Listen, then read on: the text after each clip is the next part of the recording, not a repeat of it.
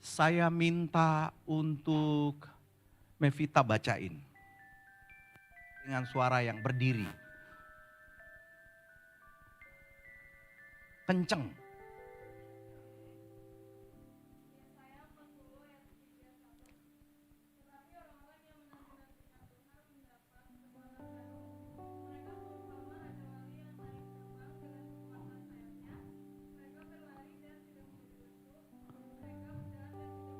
Amin, thank you. Nah dengerin baik, dengerin. Ini ayat penting buat kalian. Maukah kalian melihat ini terjadi dalam hidup kalian? Mau? Amin. Dikatakan apa di situ? Tetapi orang-orang yang menanti-nantikan Tuhan. Saya ulangi. Tetapi orang-orang anak-anak boom yang menanti-nantikan Tuhan. Dikatakan apa? Mendapat kekuatan baru.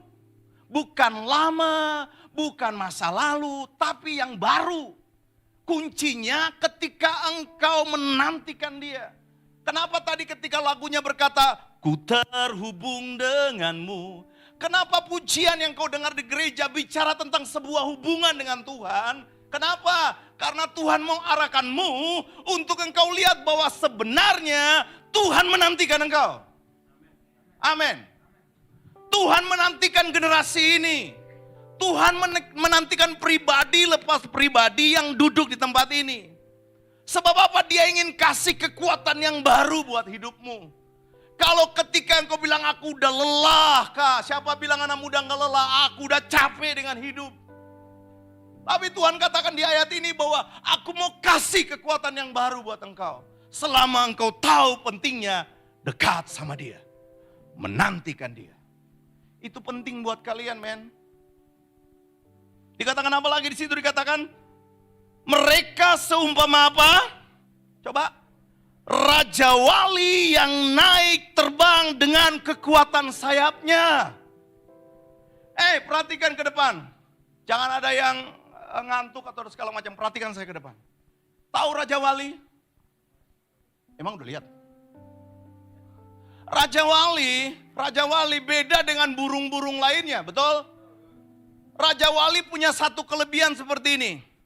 Waktu datang badai, datang angin, topan apapun itu, kesempatan buat dia untuk terbang lebih tinggi. Anak muda jangan cemen. Nih, masalah dikit aja. Engkau minta gini, udah gantungkan saya di pohon toge. Ya ileh. Tapi dikatakan di sini kita seperti Raja Wali yang terbang tinggi, men. Kasih tahu kiri kanan, lu Raja Wali, bukan ayam. Amin. Raja Wali waktu lihat pergumulan, dia terbang tinggi, dia bentangkan sayapnya. Anak muda, firman Tuhan bilang gini, anak muda itu kuat dengan firman. Lu orang tuh kuat dengan firman, harusnya itu. Bukan kuat dengan omongan orang di luar. Orang ngomong di luar seringkali menjatuhkan hidupmu. Omongan teman di kantor, teman di kuliah seringkali menjatuhkan engkau. Engkau sepertinya patah sayapmu, gak bisa buat apa-apa. Tapi firman Tuhan katakan lain, men. Makanya harus dengar surat cinta Tuhan, baca itu suratnya. Sebab dia katakan apa? Engkau seumpama Raja Wali yang terbang tinggi membentangkan sayapnya. Ketika datang pergumulan, datang badai. Sampai kok pas selesai saya pukul paha terus ini bisa sakit. Tapi di depan hanya gini. Apalagi dikatakan ayat itu? Selanjutnya bilang apa? Masih nyambung gak? Mereka berlari dan tidak menjadi apa? Lesu. Anak muda. Tadi mungkin saya ngomong ke belakang tuh, deretan 3 orang tuh. Dari mulai Neta, terus lagi, itu siapa lagi sebelahnya? Adiknya Neta, Sila, Yolanda. Saya bilang gini, waktu pujian, Kayo sendiri agak sedikit kayak gini nih. Nyanyi semangat sendiri, amin sendiri. Tahu nggak bahwa sebenarnya dalam ibadah seperti ini, ketika engkau memuji dia, engkau harus tahu bahwa itu kekuatan yang baru yang Tuhan kasih buat kalian. Tapi kalau kalian gak menikmatinya, ya tidak salah kepada pemusik atau pelayan di depan juga. Kita yang harus meresponinya. Bukankah kekuatan itu ada pada kalian? Bukankah Tuhan menantikan generasi ini? Harusnya engkau bangkit dengan semangat berkata, Tuhan, aku mau memuji Engkau. Aku mau menyembah Engkau. Nggak ada yang bilang amin kan ya? Jadi kalau engkau berjalan itu makin lama makin kuat. Anak muda itu harus kuat. Harus tetap siap menghadapi badai apapun. Nah, kalau engkau tahu pentingnya untuk melihat ayat ke-31 ini tergenapi buat engkau, ayo kita sama-sama belajar. Lihat di poin yang ke-28, pasal 28. Yesaya 40 ayat 28. Bilang seperti ini, perhatikan saya ke depan. Firman Tuhan di dalam Yesaya 40 ayat 28 bilang gini. Tidakkah kau tahu, dengerin ya, dengerin, perhatikan ke depan. Tidakkah kau tahu dan tidakkah kau dengar? Anak muda perhatikan, Tuhan ialah Allah yang kekal, yang menciptakan bumi dari ujung ke ujung. Saudara mengimani itu? Amin. Percaya bahwa Allah kita Allah yang kekal. Percaya bahwa dia ada. Percaya bahwa dia ciptakan bumi ini. Dari ujung ke ujung dia yang lakukan semuanya. Amin. Nah, dikatakan apa? Tuhan ialah Allah kekal yang menciptakan bumi dari ujung ke ujung. Ia tidak menjadi lelah, dengar baik. Dia nggak pernah lelah untuk melihat hidupmu. Kalau engkau bangun pagi aja, engkau bilang, aduh ketika kayu WA satu-satu nih di dalam ruangan ini, apalagi kakak-kakak atau pengurus yang ada. Jawabnya iya malam ini. Besok pagi boro-boro bangun. Kenapa? Seringkali berjuang dengan dirimu, ingin rasanya kasur itu atau guling itu kupeluk dan kunikmati. Saya nggak mungkin kayaknya berdoa begini, Tuhan gantian kalau mereka nanya sesuatu cuekin aja. Hei, Tuhan tidak pernah lelah dan tidak menjadi apa? Dikatakan ia tidak menjadi lelah dan tidak menjadi lesu, tidak terduga pengertiannya. Amin. Otak kita ini mungkin segepal ini nih. Coba semua tangannya begini nih. Hanya segini. Lu mampu mikir apa men? Betul? Lalu sok-sokan untuk bilang begini. Nanti aja. Nanti kan ada minggu depan lagi. Gua datang minggu depan. Kalau tiba-tiba eng-eng. Terus lu mau bilang gini. Kok Tuhan gak adil? Enggak. Tuhan berpikir melampaui jangkauan dari otakmu yang segepal ini nih. Kasih tahu kiri kanan bilang nih otakmu segini men. Lu jangan sok-sokan. Betul apa betul?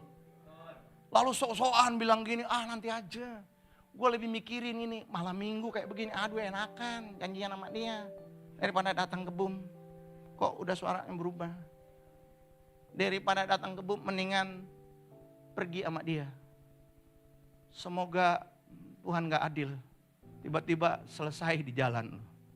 Enggak dihukum. Enggak seperti itu. Tetapi paling tidak lu ngerti. Pengertian Tuhan melampaui dari itu men. Engkau lagi tertidur aja dia mikirin hidupmu. Engkau lagi naik motor aja dia berusaha untuk mikir ini anakku. Biar dia tertuju ketika pun dalam mengendarai sepeda motor. Itu pun dia rindukan dan dia pikirkan engkau. Ayat 29 bilang apa? Dia memberi kekuatan kepada yang lelah dan menambah semangat kepada yang tidak berdaya.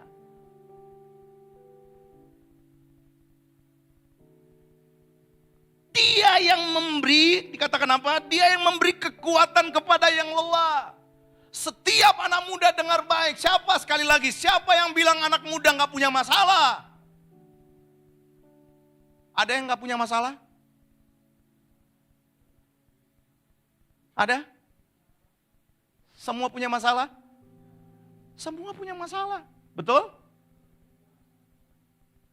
Tapi dengar baik. Masalahmu gak seberapa. Tuhan ingin engkau dekat supaya masalahmu teratasi di dalam dia. Karena dia mau kasih kekuatan buat hidupmu. Itu kata kuncinya. Kenali dia. Lalu dikatakan apa lagi ayat 30. Orang-orang muda menjadi lelah dan lesu dan taruna-tarunamu jatuh tersandung. Bayangkan bahwa seringkali kita pikir kita kuat. Amen. Enggak. Kita juga lemah. Yang tadi kayak Ernest kasih contoh. Untuk bangun pagi aja susah amat, betul? Kemarin waktu saya we pray, itu banyak-banyak sekali itu orang tua, oma-oma yang ikut we pray. Saya bilang gini, kenapa banyakkan oma-oma sama orang tua ya? Anak muda kemana?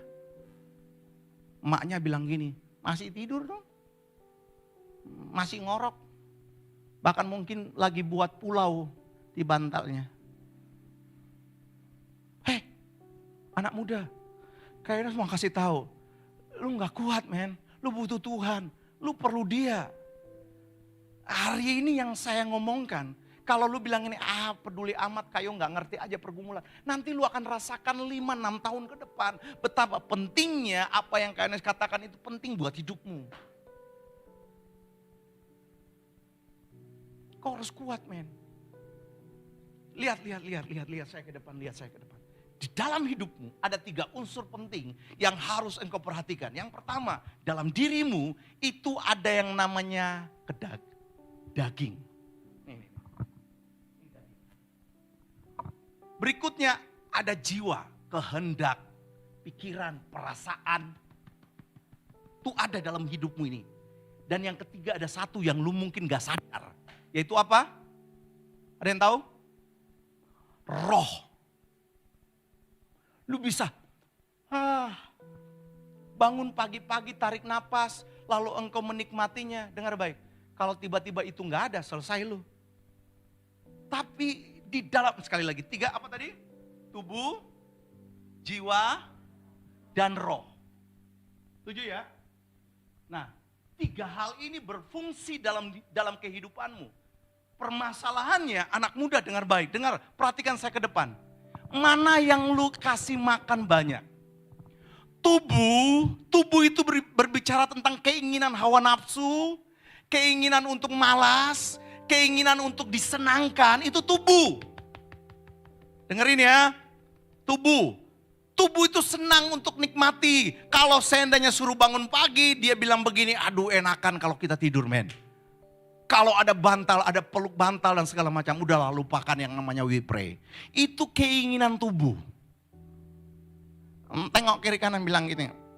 Lihat, perhatikan tubuh. Tubuh itu maunya apa? Dandan, biar cantik. Gak ada yang salah men. Gaya di depan kaca, udah keren belum nih? Gereja boleh telat, yang penting dandanannya. Itu tubuh tuh, kepingin yang kayak begitu tuh. Sampai sini nangkap? Nangkap ya. Yang kedua jiwa. Jiwa itu ada pikiran, kehendak, perasaan, segala macam tumbuh di dalamnya. Itu jiwa. Satu lagi apa tadi? Roh. Nah yang ini nih harus dikasih makan juga. Ini bicara tentang terhubung dengan Tuhan men. Lu gak bisa lupakan yang ini. Lalu siapa yang kalian beri makan lebih banyak? Siapa yang kalian beri makan lebih banyak? Coba yang jujur. Dari 3 hal ini. Hah? Tubuh, jiwa, atau roh? Ada yang jiwa mah. Nah sekarang tubuh mah. Terakhir pasti langsung roh. Selesai bubar. Tentukan, seringkali yang kita kasih makan tuh yang mana? Kebanyakan. Perhatikan saya ke depan. Nih saya mau tarik napas terus ini. Yang sering kita kasih makan anak muda, dengar baik. Apalagi anak muda, saya harus kasih tahu 3 poin ini. Yang sering kita kasih makan itu tubuh. Sering kalian kasih makan itu tubuh yang tadi sudah kakak jelaskan fungsi tubuh. Yaitu apa? Hawa nafsu, senangnya nonton film porno, senangnya habiskan semuanya untuk nyenangin tubuh lu. Senangnya itu puasin, pokoknya semua saya lakukan adalah bayar persembahan udah, yang penting gua beli.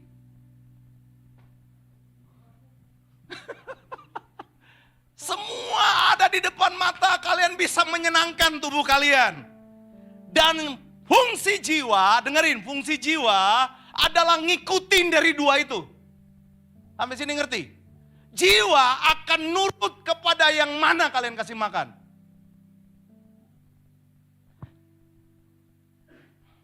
Kalau ada 2 ekor anjing, pakai anjing. Yang anjing putih sama anjing hitam. Vicky, lu punya 2 anjing, tapi lu kasih makan yang anjing hitam ini terus. Lama-lama anjing hitam ini gemuk apa kurus? Yang putih? Kenapa? Nggak kasih makan kan? Apa di belakang? Nggak bagi makanan. Jadi fokusnya gini, yang mana lu kasih makan itu yang penting. Kalau lu kasih makan anjing putih, ya pastilah dia gemuk. Betul?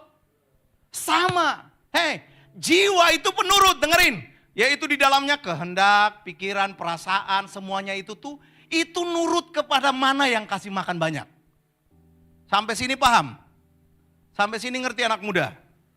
Jadi kalau kamu kasih makan daging, ini nih semua, jiwa bilang gini, ya sudah deh. Ya udah, oh enak ya, oh iya, tidur enak Min. Ya udah, nggak usah kebum, ya udah, nggak usah ke gereja, nggak usah ingat-ingat Tuhan. Kok nanti 2 minggu lagi bisa bergereja.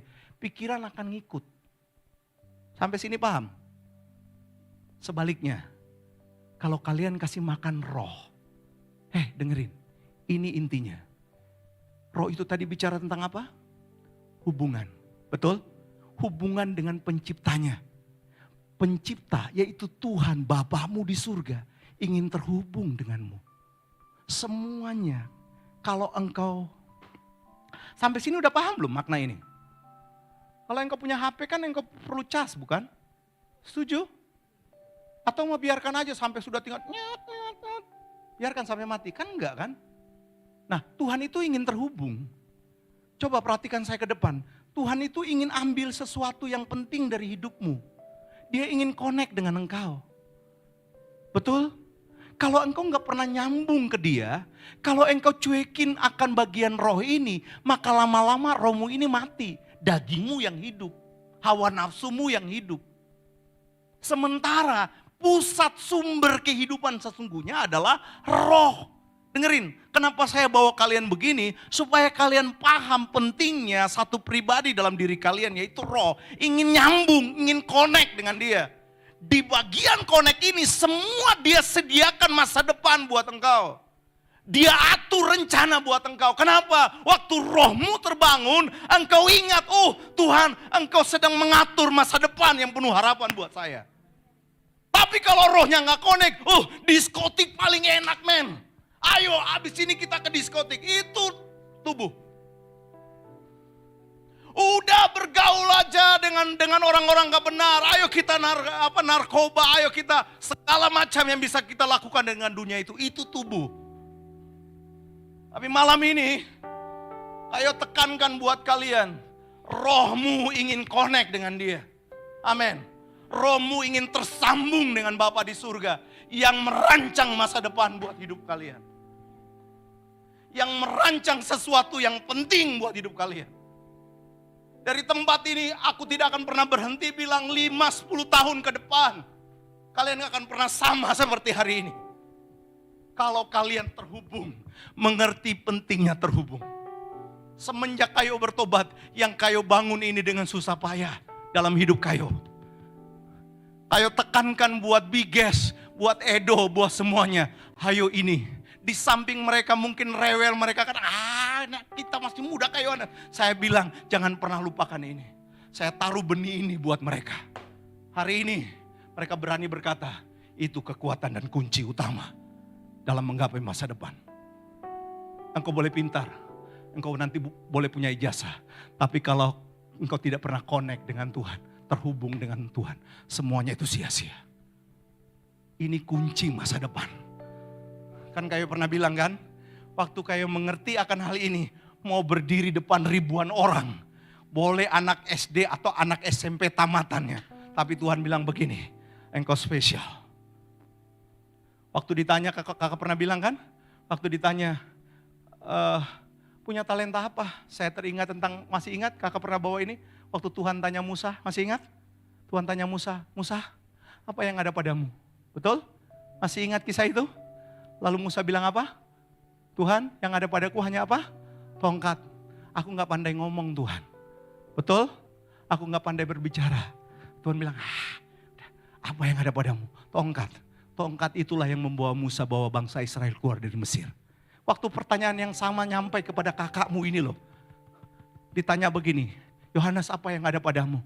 Gua bilang, tamatan SMP seperti ini emang punya ijazah apa kalau bersaing di Jakarta? Gak ada Tuhan, gua gak pandai ngomong, gua gak pintar. Seperti orang yang sana, orang yang... Saya ngomong bahwa Tuhan gak bisa. Tapi kembali lagi Tuhan bertanya gini, apa yang ada padamu? Dengan keluguan, dengan kesederhanaan kakak bilang apa? Tuhan gue punya satu hal yang punya, yaitu apa? Pintar nyanyi. Pintar nyanyi. Dan Tuhan bilang itu, kasih suaramu. Kasih itu. Biarlah suaramu untuk kemuliaan Tuhan. Hari ini, kemanapun kayo pergi, kayo hanya bernyanyi buat dia. Kata kuncinya gini, dengerin. Dengan bernyanyi, Tuhan bawa kepada tujuannya. Hari ini yang kayo gapai bukan karena titel atau sekolah yang tinggi. No. Sekalipun kakak akhirnya kuliah juga. Bukan itu intinya. Tapi karena terhubung dengan Tuhan. Karena connect dengan Tuhan. Amin. Baru engkau bisa bilang ayat 31 tadi. Yes. Aku akan seperti Raja Wali. Tapi kalau engkau gak ngerti ini. Engkau gak akan bisa bilang amin untuk ayat 31 tadi. No. Tapi kalau engkau tahu rahasia tentang connect yang dia minta adalah rohmu terhubung dengan dia. Maka yakinlah engkau akan berjalan sesuai dengan ayat itu.